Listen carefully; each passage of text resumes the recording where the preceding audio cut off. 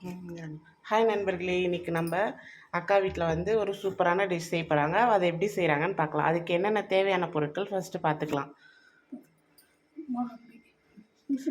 இது வந்து உப்புமா கப்பி. பச்சரிசியை கழுவி காய வச்சு உப்புமாக்காக உடச்சி வச்சுருக்காங்க. இது ஒரு காப்படி. உளுத்த மாவு வந்து ஒரு கை அளவு. மோர் நல்லா தண்ணியாக கரைச்சி வச்சுருக்காங்க. உளுந்து வந்து உளுத்தம்பருப்பு கடலப்பருப்பு தாளிக்கிறதுக்கு. பச்சை மிளகா நல்லா பொடியாக கட் பண்ணி வச்சுருக்காங்க. கருவேப்பிலை.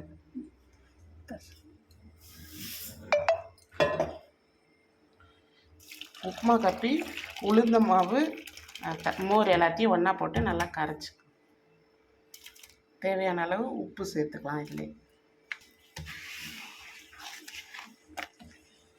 உப்பு சேர்த்து எல்லாத்தையும் நல்லா மிக்ஸ் பண்ணிக்கலாம்.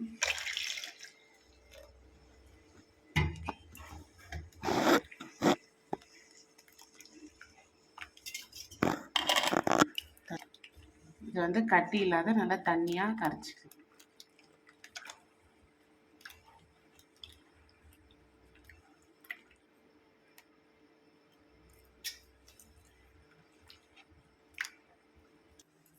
அடிக்கனமான வாழனில் வந்து ஃபஸ்ட்டு எண்ணெய் விட்டு நல்லா காய வச்சுருக்காங்க. இதில் வந்து கடுகு பொரிஞ்சதோ கடலப்பருப்பு சேர்த்துக்காங்க.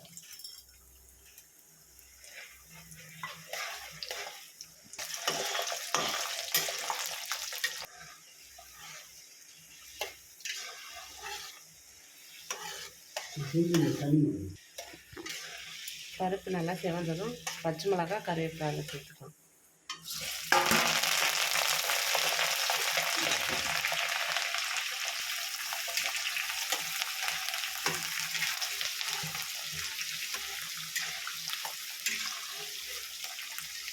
வெங்காயம் சேர்த்துக்கலாம்.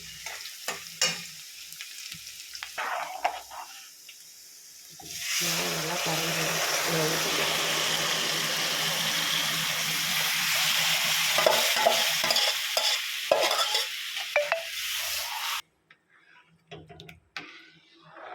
இது வந்து ஹை ஃப்ளேமில் வச்சு கொதிக்கும் போது வந்து நல்லா கலரணும். கட்டியாக வரைக்கும். கட்டியானதுக்கப்புறமா சிம்மில் வச்சு ஒரு 1 ஹவருக்கு இது நல்லா வேக வைக்கணும்.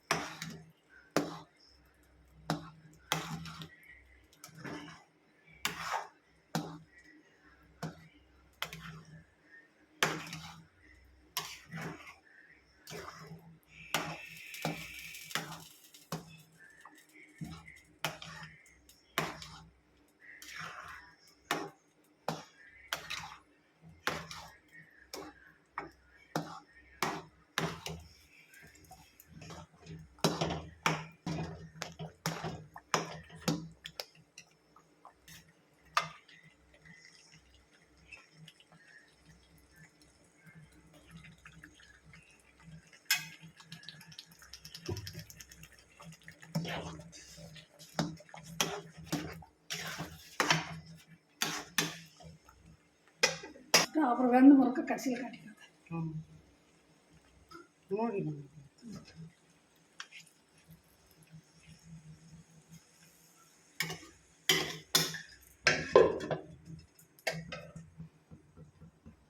சிறு வயசுக்கு அப்படின்னு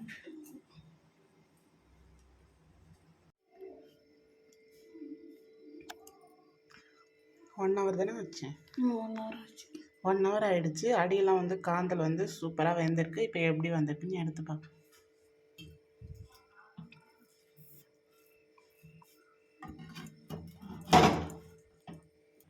இந்த சூடு ஆறுனா தான் அந்த காந்தல் அப்படியோட வரும்.